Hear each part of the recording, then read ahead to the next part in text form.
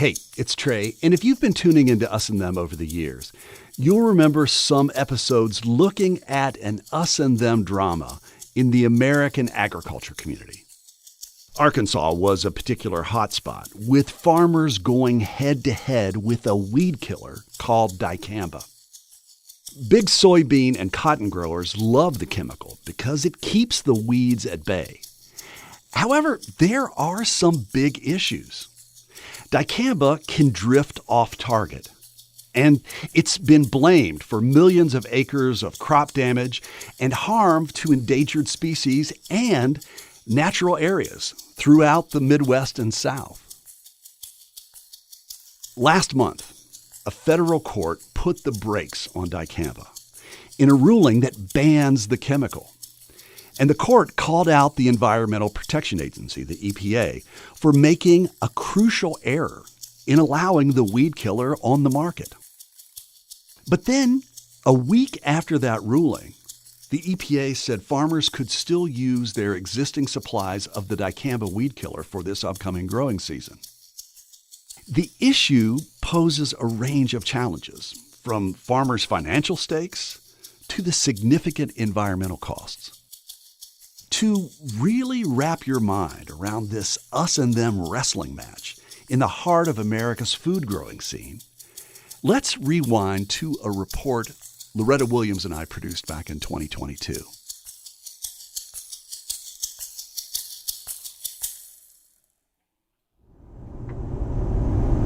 In 6 miles, turn right to merge onto I-40 East toward US 79 North. Arkansas, the natural state. I'm Trey Kay here with my colleague Loretta Williams, and we've returned to follow up on a story about farmers, soybeans, and an herbicide that's pitted farmer against farmer. Soybeans to the right of us, soybeans to the left of us, soybeans in front of us. Yeah. Farmers here in Arkansas continue to argue over the use of a weed killer called Dicamba.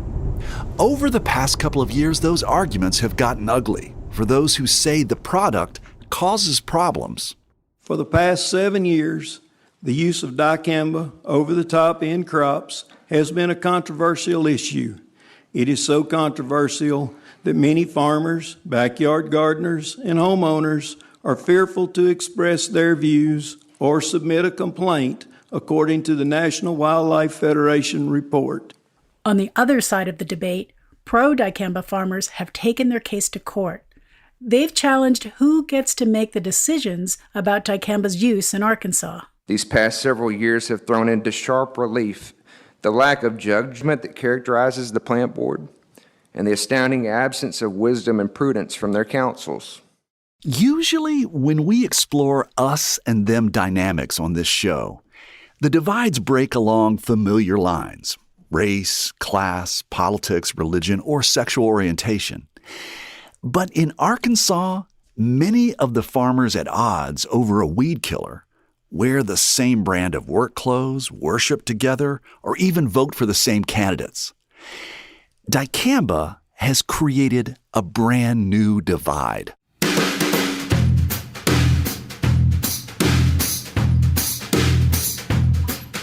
From West Virginia Public Broadcasting and PRX, you're listening to Us and Them, the show that tells the stories about the things that divide us. I'm Trey Kay. My colleague Loretta Williams and I have been looking at this story about dicamba for several years. We're focused on Arkansas because back in 2018, the state had the tightest restrictions around the use of a new version of dicamba.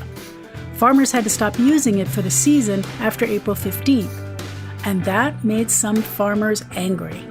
Wait, Loretta, before we go any further, let's remind listeners, what is dicamba? So dicamba is a weed killer that's been around in various forms for decades. Row crop farmers typically use it to get rid of weeds in the early spring before plants start to grow above ground. These new versions are for what's called in-crop use. In other words, it's used once plants are growing above ground. And you use the phrase row crop farmers. they are farm crops like soybeans, corn, cotton, right? Yes, corn, cotton, soybeans are just some of the crops that are genetically modified so farmers can use chemical herbicides during the growing phase of the plants. So think of it as a two-part system. One part is the genetically modified seed, the other part is the matching herbicide. So how does that actually work in the field? Well, for example, for years, soybean farmers planted Roundup-ready soybean seeds. And those are genetically modified so farmers can spray Roundup, also known as glyphosate, to kill weeds without killing their soybean crop. And as I understand, there's several lawsuits about the alleged health effects of Roundup. But that's not the story we're focusing on. For farmers, the big issue is a noxious weed called pigweed that Roundup used to effectively hold at bay. But it doesn't kill pigweed very well anymore. So a few years ago, chemical companies such as BASF and Monsanto, before it was owned by the German chemical company Bayer, they started looking around for a replacement for Roundup, and they landed on a new version or formulation, as they call it, of Dicamba. Here's how Monsanto was selling that product in 2018. These are soybean plants. Without a weed management program, weeds will compete directly for water, light, and nutrients. Monsanto called their new dicamba XtendiMax. BASF called their product Engenia. And there are a couple of other versions marketed by other chemical companies as well. The addition of dicamba tolerance in the creation of the Roundup Ready to Extend trait provides soybeans the ability to stand strong against both glyphosate and dicamba herbicide formulations approved for in-crop use. But as we've reported before, some say there's an issue with these new formulations of dicamba that just won't go away. Farmers, weed scientists, and others have told us these new versions of dicamba don't always stay where they are sprayed. It gets up and walks, if you will, a lot. That's Charles Sloan, or Bo Sloan as he likes to be called. He's the manager of the Dale Bumpers White River Wildlife Refuge in Arkansas. When Sloan says it gets up and walks, he's talking about the weed killer's tendency to move around in hot weather. When the temperature gets above 85 degrees or so, dicamba can volatilize. Volatilize is just a fancy scientific word for saying that it can change from a liquid to a gas. And we're, known for hot and humid weather, and this stuff volatilizes at much, much lower temperatures than what we typically get those times of year. So these new versions were supposed to take care of this tendency of dicamba to turn into a gas under hot, humid, and other conditions. The chemical is supposed to stay put. But for the past 5 years, there's been a lot of talk about how these new dicambas can float around and hit other crops like sweet potatoes, peanuts, and tomatoes. When that happens, scientists say dicamba can damage and even kill other plants, including other soybean crops that are not genetically modified for this particular herbicide. Arkansas Row Crops Radio, providing up-to-date information and timely recommendations on row crop production in Arkansas. Here's one of the best places to hear what's going on about this problem. Hello and welcome to the Weeds Are Wild podcast series as part of Arkansas Row Crops Radio. This is University of Arkansas weed scientist Tom Barber hosting an episode in July 2021. So 2 weeks ago, my counterpart and extension weed specialist, Dr. Tommy Butts, reported over 200,000 acres that had been injured by dicamba off-target movement.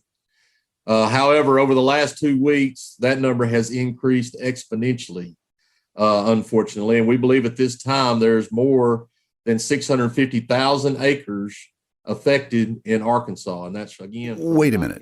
Did we just hear him say that in the summer of 2021, these new formulations of dicamba may have damaged 650,000 acres of soybeans?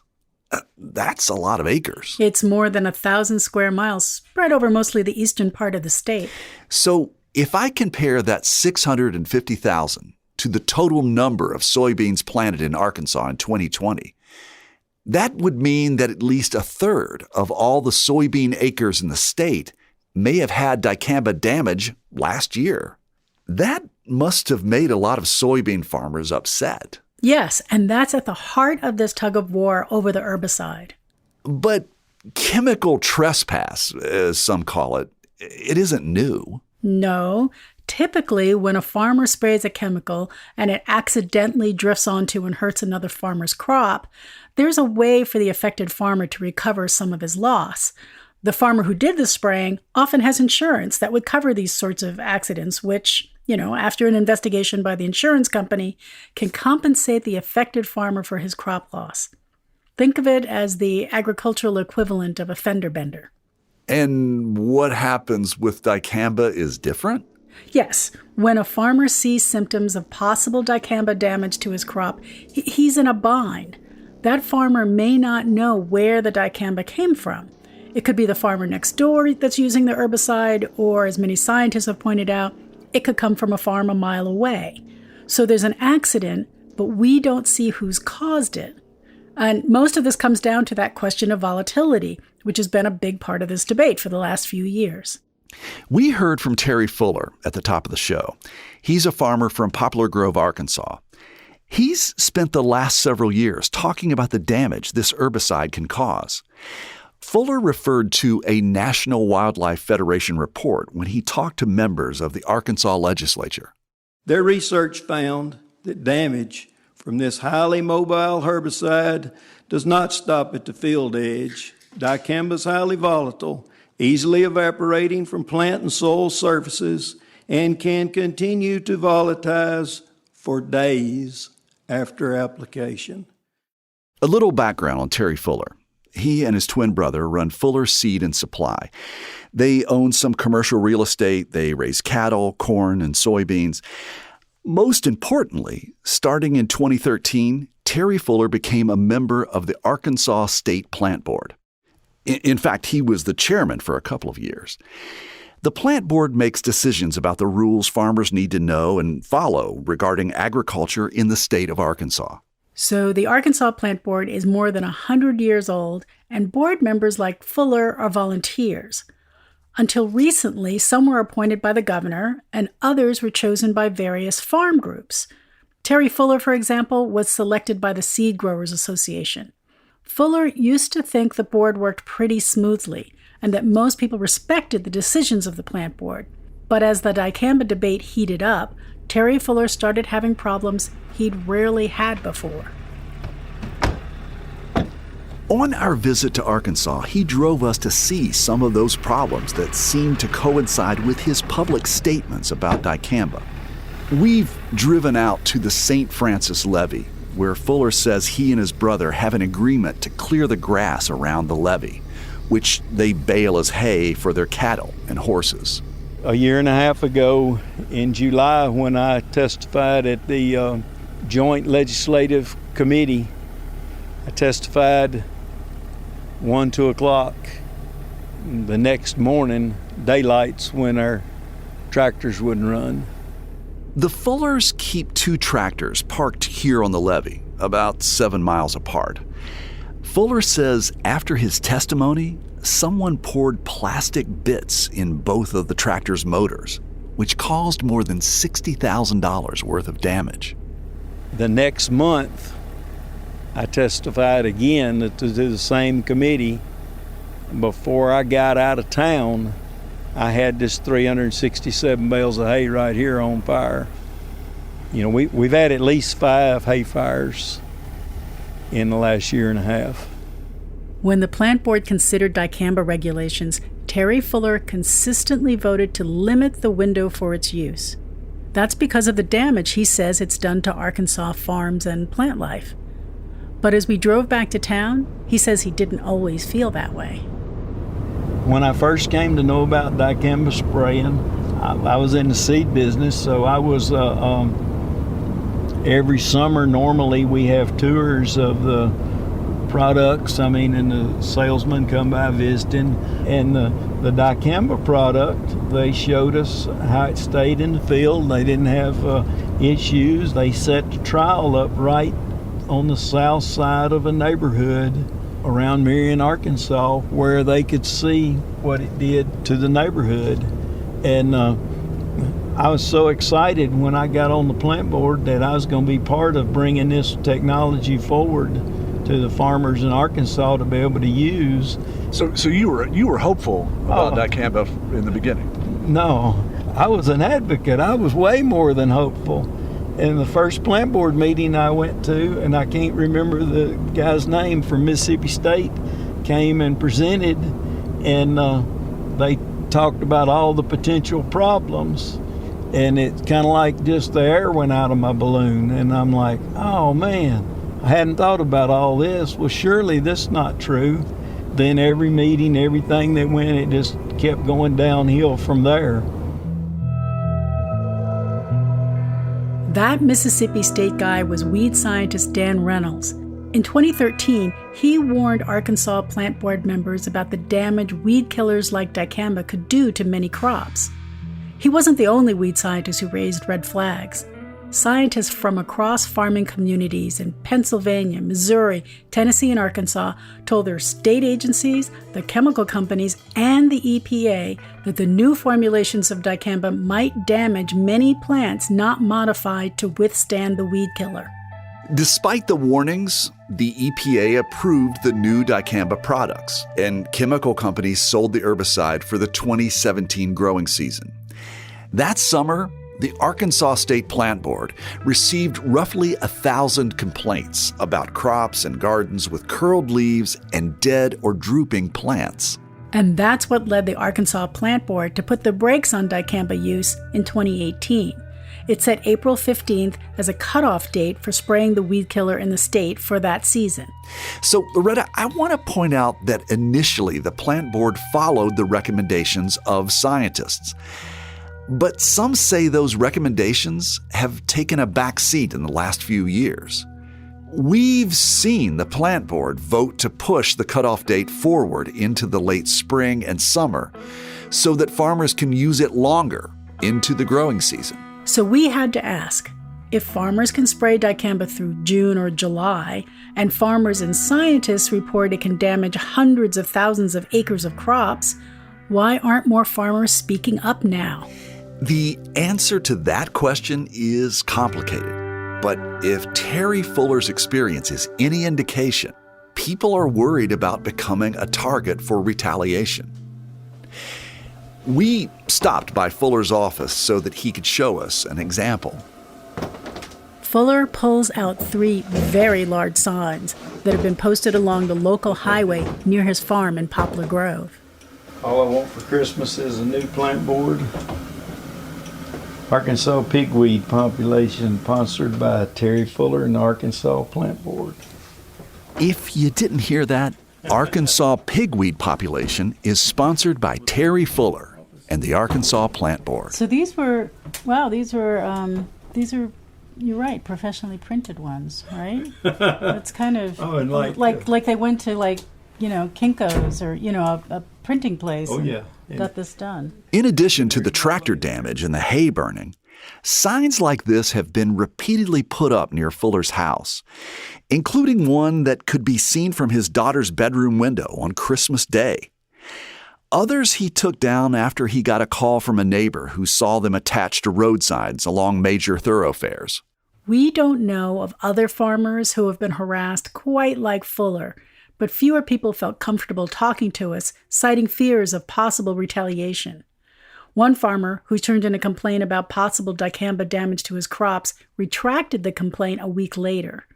A plant board inspector noted in his report that the farmer did that because he said he'd been threatened. So we started to ask, what's going on here? These rural farm communities are typically tight-knit, and if one farmer has a problem with another, they meet at what's called the turn row to talk things out. But that's not happening. So what's fueling the tension between Arkansas farmers? There are 2 parts to this dynamic. One might say the personal and the political. So let's start with the political. Back in 2018, I heard Franklin Fogelman, who farms in northeast Arkansas, speak at a plant board meeting. He wanted a longer season to use dicamba on his soybeans, to spray his crops into May. And as I was preparing for what I was going to say today, I heard a song play across Pandora in my office one day. It's a fantastic blues song. Everybody should listen to it. It says, "If trouble was money, I'd be a millionaire by now." I'm not here for trouble. What I'm here is for your ear and for your consideration to gracefully go and take under consideration something that a large portion of Arkansas farmers need, and that's to be able to use dicamba next year. Fogelman and other pro-dicamba farmers didn't like the April 15th cutoff and decided to take their dicamba crusade into court and into the political arena. From documents filed with the IRS and the Arkansas Secretary of State, we learned that Franklin Fogelman is treasurer of a group called Farm Voice. There's both a nonprofit and a Farm Voice political action committee. Farm Voice seems to have gotten started in 2018 after the Arkansas Plant Board voted to restrict the use of dicamba for that growing season. Their IRS form says they were created, and I quote, "to represent and promote broad-based agricultural interests and increase economic opportunity within the state of Arkansas and surrounding region, both now and for the future." There's a bit more about their statement, which talks about information sharing and building relationships and alliances, but it didn't tell us anything about their stand on dicamba. We tried to talk to Franklin Fogelman or anyone from Farm Voice to learn about their position on the herbicide. We sent emails, made phone calls. We even knocked on the door of the Fogelman firm in Marion, Arkansas. And this very nice woman came out to greet us. Hi, can I help you? Hi, we're actually looking for Franklin Fogelman. Oh, he farms. Right. Are you looking for some of his rental property, maybe? Well, no, not exactly. We had an exchange with him in email earlier today, and he wasn't clear. Oh, I'm sorry. We should say we're journalists, and this is Trey, and I'm Loretta. That's fine. But we had an exchange with him earlier today in email, and we were just on our way into Memphis, and we thought, we'll stop by. Oh, yeah. He farms. You will hardly ever catch him here unless he just stops in. That nice woman gave us a card, and we did try calling him, but didn't get a response. In an email, Fogelman declined our interview request, as did someone else we've talked with before, Michael McCarty. He's listed as president of the Farm Voice Political Action Committee. None of the other Farm Voice members responded to us or were willing to talk about their group. We know from earlier interviews and posts we've seen on Facebook and Twitter that Farm Voice members wanted the plant board to drop any restrictions on the use of this new dicamba. And I'm going to use a little bit of farmer jargon here, Trey. Oh, God, I hate jargon. Other than the federal label. And here's what's important to know about what that means. The EPA, the Environmental Protection Agency, which approves the use of pesticides in the United States, literally requires a label on every bottle, jug, drum, what have you, saying how and when a pesticide can be used. The label is the law. And for this new version of dicamba, the federal label says it can be used up until June 30th for soybeans and July 30th for cotton, right? Yes. I mean, the federal label is many pages long and includes a bunch of other restrictions. And some states also added their own restrictions on top of what the federal label requires. So, for example, in Illinois, and as of this year, in parts of Iowa and Minnesota, farmers can't spray dicamba once the temperature hits 85 degrees. Right. Or like in Arkansas's case, the state originally decided to halt the use of dicamba after April 15th each year to try to protect crops that aren't dicamba tolerant. So Farm Voice appears to be comprised of some of the bigger farmers in the state. And I remember what a farmer once told me, that most of us outside of agriculture don't realize that farming is a big business. A big business. The USDA lists soybean farming as a $1.5 billion business in Arkansas. So if I get out my calculator and if a farmer grows a couple of thousand acres of soybeans and is able to harvest the USDA's estimate of 50 bushels an acre, that's valued at $10 a bushel. Well, That's $1 million right there. And some farmers in Arkansas grow more than that. I've seen numbers as high as 8,000 acres of soybeans for one farmer in a single year. And by comparison, there are many farmers who grow far less than 1,000 acres of soybeans. And there are many more small farms than big farms. So in Arkansas, the battle over these dates for dicamba use played out in meetings at the state plant board over and over again. It was a real us and them scene. And as of 2021, the Farm Voice farmers, those guys with some of the larger farms, they got what they wanted. Now, dicamba use in Arkansas matches the federal label and can be sprayed until the end of June for soybeans and the end of July for cotton. But Farm Voice didn't stop there. They were also unhappy with the folks that make the rules, the Arkansas State Plant Board. Here's Perry Galloway, the president of Farm Voice, at a state legislature meeting in August 2020. Many of these board seats are obsolete, antiquated, and out of touch with Arkansas agriculture. The board is making rules that affect thousands of Arkansas farmers, raising billions of dollars worth of commodities, and yet some don't know the difference between a whippoorwill pea and a pawpaw. Personal agendas come before unbiased decision for Arkansas's farmers. Biased private industry is making the rules, enforcing the rules, and delivering penalty. Under this current structure, the Arkansas State Plant Board is acting as judge, jury, and executioner. And this is where things start to get a little personal. When Perry Galloway and Charles Williams, another Farm Voice member, testified to the legislature, they took issue with Terry Fuller, who was chairman of the state plant board at the time. Here's Charles Williams.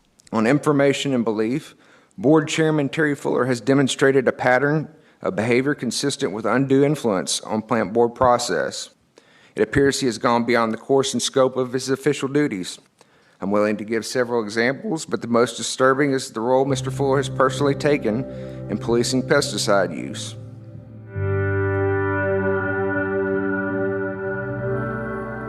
Loretta, I have to say, political action committees and taking aim at plant board members don't seem like talk it out at the turn row kind of moves. Well, no, but it's important to understand that Farm Voice is well within its rights to file lawsuits or use a political action committee to donate to legislators or to the governor. And to be fair, there is also a group called Freedom to Farm, composed of farmers who believe the in-crop use of dicamba is harmful to their businesses. They too rallied farmers to voice their opinions to the plant board when a vote regarding dicamba was on the agenda. One other farmer willing to give us his perspective is Reed Story. He farms not far from Terry Fuller. We headed over to his house one evening during a rainstorm. I didn't know it started raining. We got in your carport just right in the nick of time. And several of Reed Story's dogs and cats came to check out the visitors. What's your dog's name? Gus. Gus.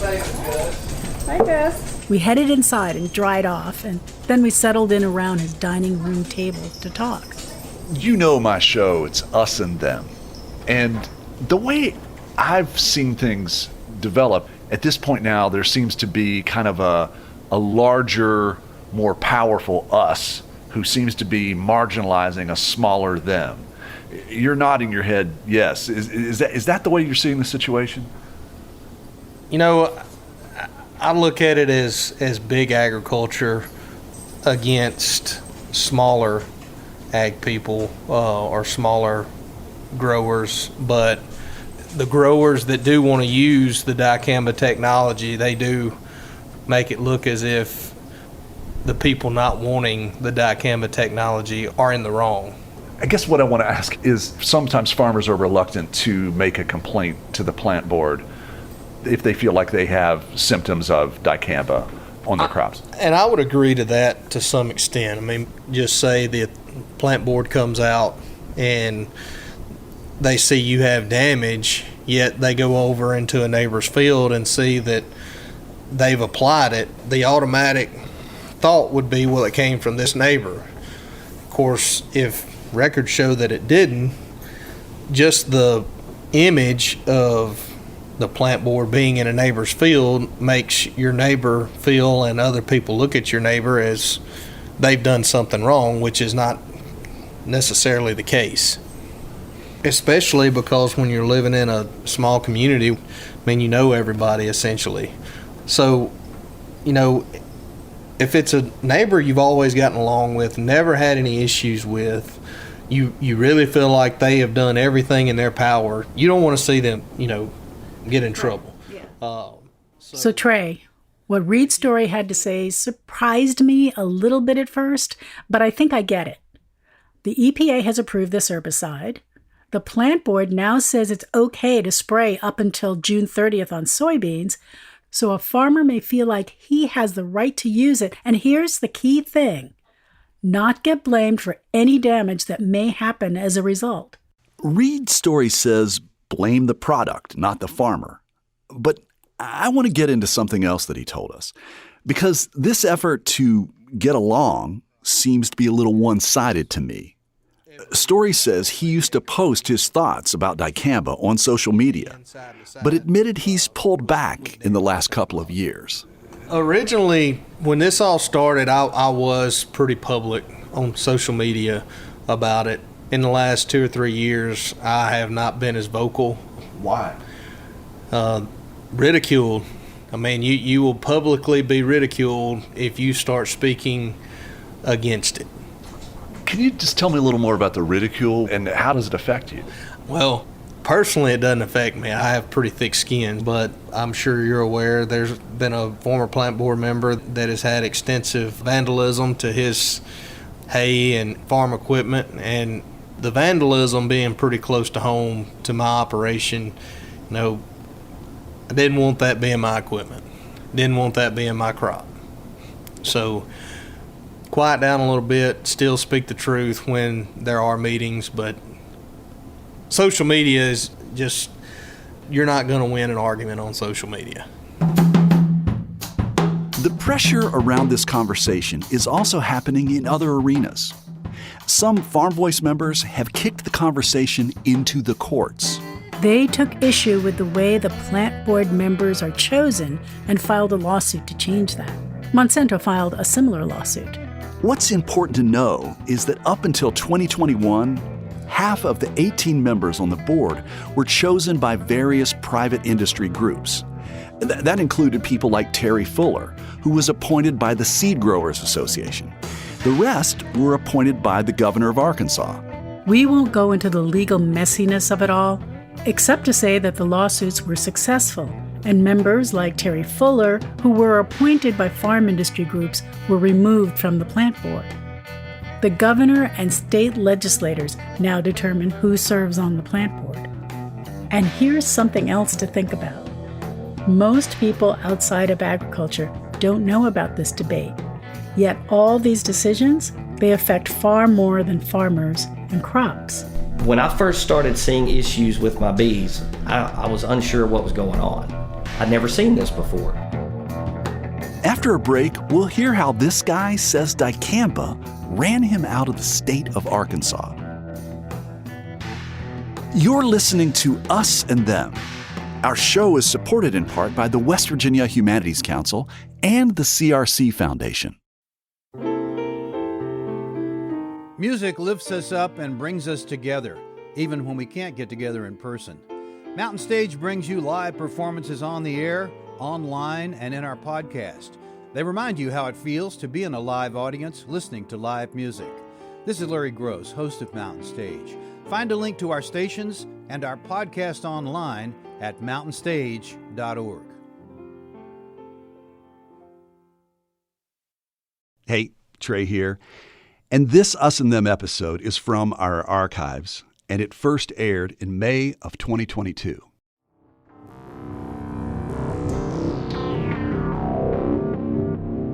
Hey, this is Trey K, and you're listening to Us and Them from PRX and West Virginia Public Broadcasting. And today, an update on a story that we've been following for a few years.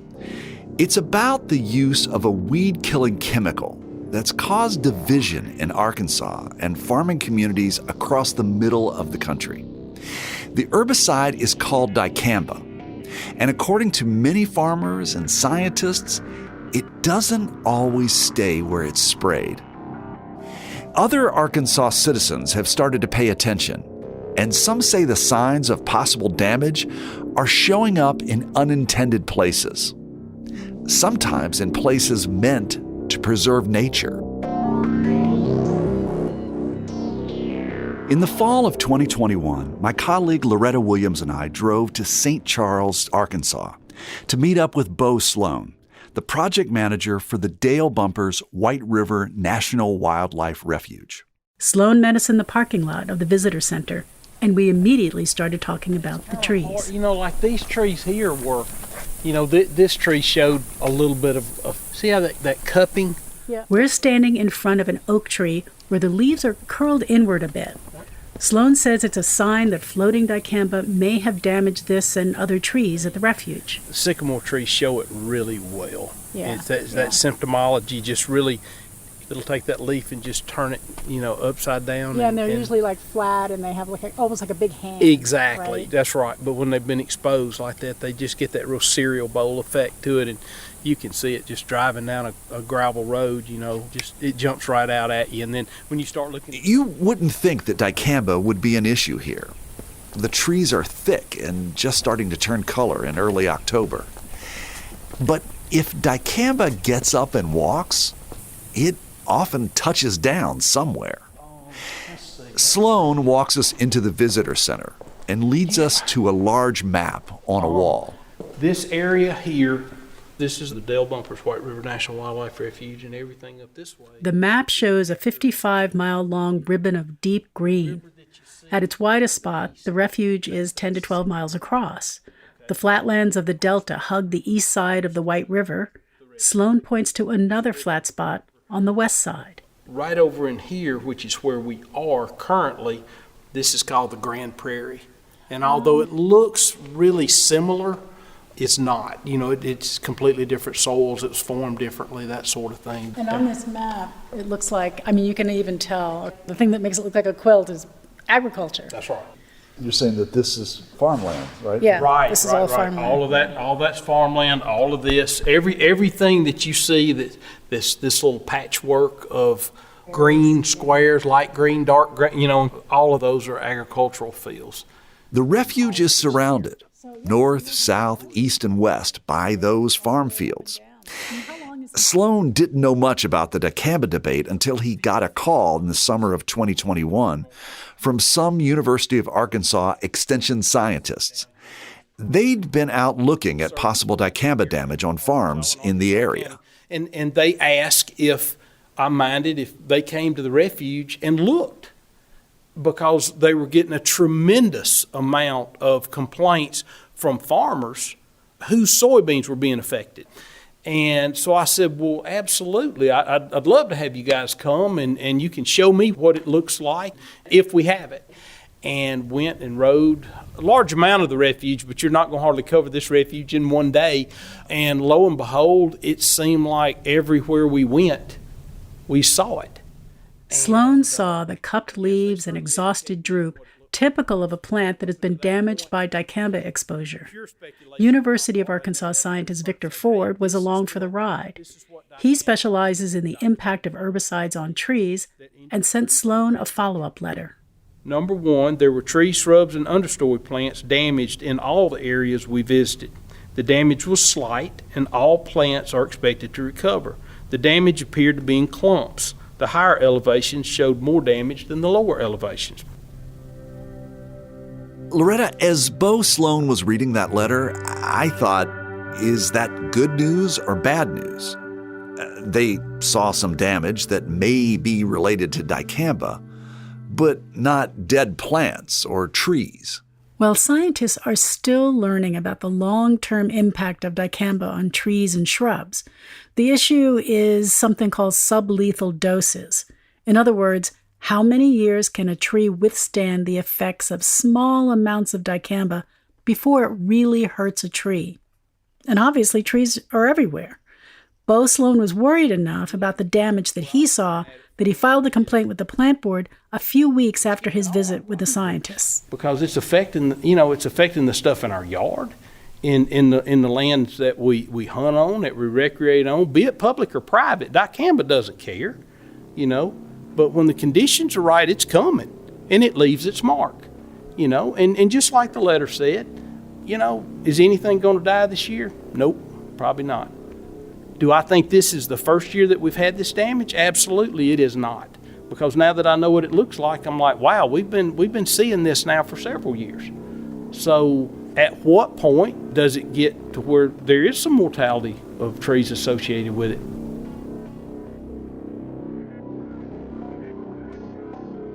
And if dicamba can hurt trees, it may also hurt other things. So this is another one of our pieces of property where we unload bees.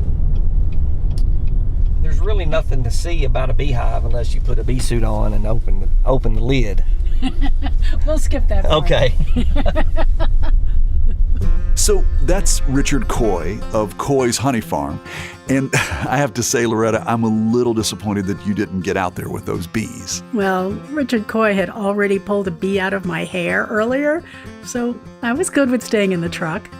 The Coy's honey business shows a different side to the possible effects of dicamba. Richard's dad, Bobby Coy, started the family bee business back in the 1960s. Over the years, Richard Coy and his brother David helped their dad turn Coy's Honey Farm into the largest commercial bee business in Arkansas. But in 2019, at a plant board meeting, we heard Richard Coy say this. My family has made the decision to relocate our business to other states because it is not profitable to keep bees on a commercial scale in this state anymore. This decision is not a political stunt, as many have accused me. This is about my survival. Have any of you had to tell your wife and little girl that you have to move to another state because people don't do the right thing?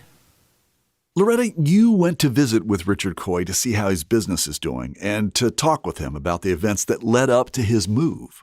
So let's back up a few years. The Coys used to have 13,000 hives concentrated across the northeastern part of Arkansas. Then came 2017. That's when many farmers first started using the new formulation of dicamba. When I first started seeing issues with my bees, I was unsure what was going on. It was just, I'd never seen this before. Coy says you can tell the health of a hive by how much honey it makes. And in the early summer of 2017, his employees noticed that some of his bees weren't making much honey. Coy went looking and noticed a problem with a native plant called red vine. We always had bees in areas where when that bloomed, the bees were making honey. And it wasn't blooming. Or if it was blooming, there were very few blooms on it. And so I was like, something's going on.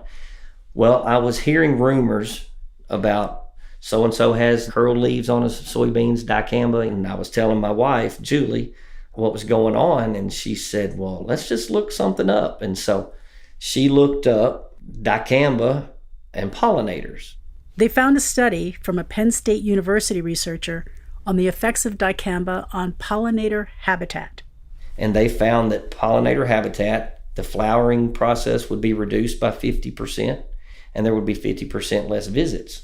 It didn't take a beekeeper very long to figure out if my plants aren't blooming, I'm not making very much honey. Coy called the plant board, and they sent out a couple of inspectors, including a bee inspector. They, too, noticed that there was visible damage to the local plants, and there wasn't much in the way of pollen for the bees.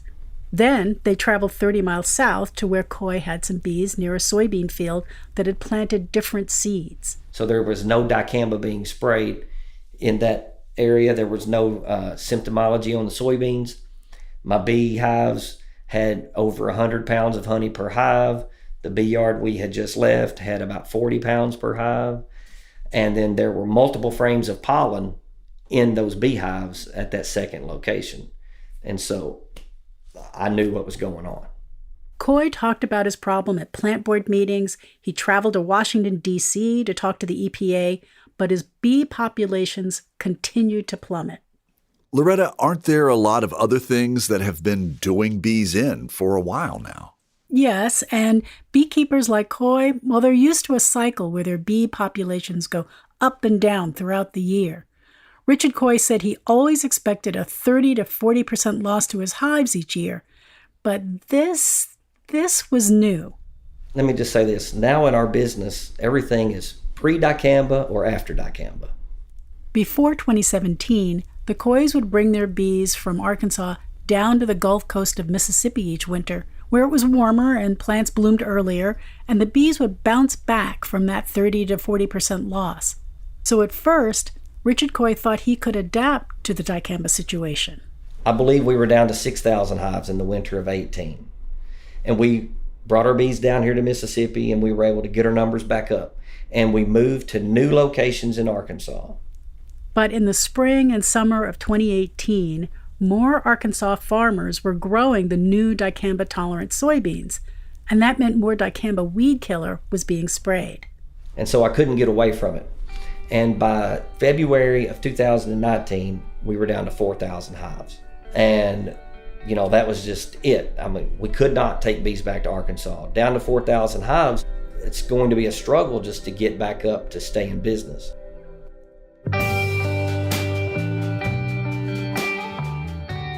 And that was the same month we heard Coy make his statement at the plant board meeting about moving. Yes, the entire Coy family decided they had to get out of Arkansas, and so everybody moved to Mississippi, which is where I went to see them in their new operation. Richard Coy estimates his financial hit at about $7.5 million and growing. Bobby Coy says they now have to work twice as hard for less money. Not to mention they had to leave their homes and friends behind. Yeah, and Richard Coy says he feels for all those other Arkansas farmers who can't move and who are trying to grow a crop other than dicamba-tolerant soybeans or cotton. I've told other people, I've never told this to a reporter, but it reminds me of the bullies in school. There have been people tell me, you need to watch your back, you probably need to, it's time to just be quiet, and you're going to survive, your business is going to survive, and just go on. And I've told them, I was bullied my whole life through school. I'm not afraid of the bullies now. And if we don't stand up for what is the right thing to be done, then no one does. My wife is ready for me to be quiet about it, and I rest better when I can just forget about it, but it's changed my whole life. Richard Coy is now a plaintiff in a civil lawsuit against Bayer, the company that now owns Monsanto, and BASF. The lawsuit alleges, among other claims, that the companies misrepresented the nature of their dicamba products. Coy's lawsuit against Bayer isn't the first. A peach farmer in Missouri won a court case against Bayer and BASF in 2019 over damage he claims the new dicamba did to his orchards. Bayer and BASF are appealing that verdict. And a group of Texas farmers have sued the companies in Texas state court for the damage they say dicamba has done to their vineyards. And there's a class action litigation against Bayer and BASF that combines the cases of several farmers across 8 states. In 2020, a multi-million-dollar settlement was reached between Bayer and multiple soybean farmers who alleged dicamba damage to their crops between 2015 and 2020. Other litigation remains ongoing. In an email, Bayer says the company stands fully behind their XtendiMax herbicide and Xtend system. They also say that based on their data, they believe the vast majority of XtendiMax customers had success with weed control and on-target applications in 2021. And in another email, BASF says it encourages all applicators to speak with their neighbors before the growing season to understand what they are planning to plant, and to check if they are growing sensitive crops, and to follow the label directions. Trey, obviously there's a lot of money at stake on both sides of this debate. But remember Bo Sloan? I do. He's the Arkansas Wildlife Refuge Manager. Right, and he says there's a lot more to this than money. This is a much, much bigger conversation than just farm to farm. This is farm to basically all land use types. You know, I mean, if you're in the lower Mississippi River Valley, it affects you. You know, it affects you. You don't have to farm, you know, just be there literally or care about something there. Maybe it's public land. Maybe you don't live there. Maybe you live in Timbuktu somewhere, but you like to know that state wildlife management area is there or that national wildlife refuge is there. And maybe you're in California, but you like to know that some of these bottomland hardwoods in the state of Arkansas exist to help protect, preserve some of our natural resources, be it plant or wildlife, you know. And, you know, maybe you'll never come and hunt or fish them or walk through them, but you like to know they're there.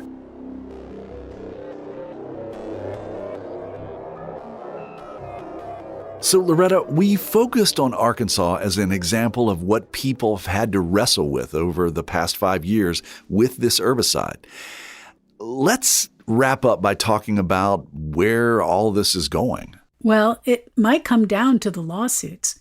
There are the ones we mentioned against Bayer and BASF, and the Center for Food Safety and other environmental groups have also filed against the EPA for approving the use of these new versions of dicamba. And as I understand it, the EPA in the Biden administration has taken another look at their approval process. Yes, in fact, the agency recently admitted it did not meet its own standard for scientific integrity when the agency reapproved the label again in 2018. The EPA also put out a document detailing what the agency has learned about the damage dicamba has caused. But so far, they've stopped short of taking the herbicide off the market. And one guess is that they're just letting the current lawsuits settle the issue. And then there's an even bigger issue for farmers neither of us considered. Farmer Reed Story raised this when you asked him a question about the future. Right. I wanted to know, if nothing changed, if this herbicide is here to stay and that's just the way it's going to be, how did that sit with him? Doesn't sit well at all because, again, this is not just about farmers. And farmers are pushing for this technology. That's putting another negative image on farmers, and we're asking the general public to trust us about providing a sustainable, safe food and fiber for them to utilize. But yet the farmers wanting this technology and using this technology are causing all farmers to look like we don't care. And I care.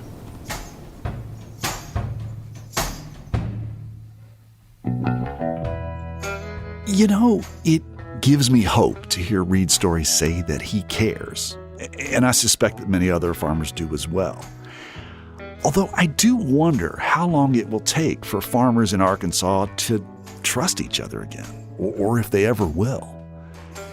And I don't know. I mean, for me, that's the saddest part of this story. The split in the community may never heal. Loretta, I want to thank you so much for keeping an eye on this very interesting us and them story in Arkansas. Well, thanks, Trey, for also being along for this story. Thank you. You've been listening to Us and Them. Our team for this show was me, Trey Kay, Loretta Williams, Mitch Hanley, and Kate Smith.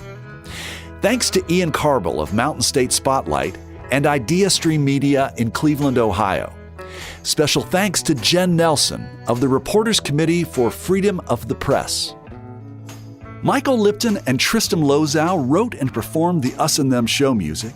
Mark Lerner designed our logo. The marvelous people at PRX and West Virginia Public Broadcasting make Us and Them possible. So do grants from the Corporation for Public Broadcasting, the West Virginia Humanities Council, the Greater Kanawha Valley Foundation, and the CRC Foundation. This episode is supported with a grant from the Fund for Investigative Journalism. Us and Them was originally developed with assistance from the mentorship program at AIR, the Association of Independents in Radio. We'll see you next time on Us and Them. Hey, Thanks for listening to this episode of Us and Them, which is from our archives, and it first aired in May of 2022. Support for this podcast comes from the Corporation for Public Broadcasting.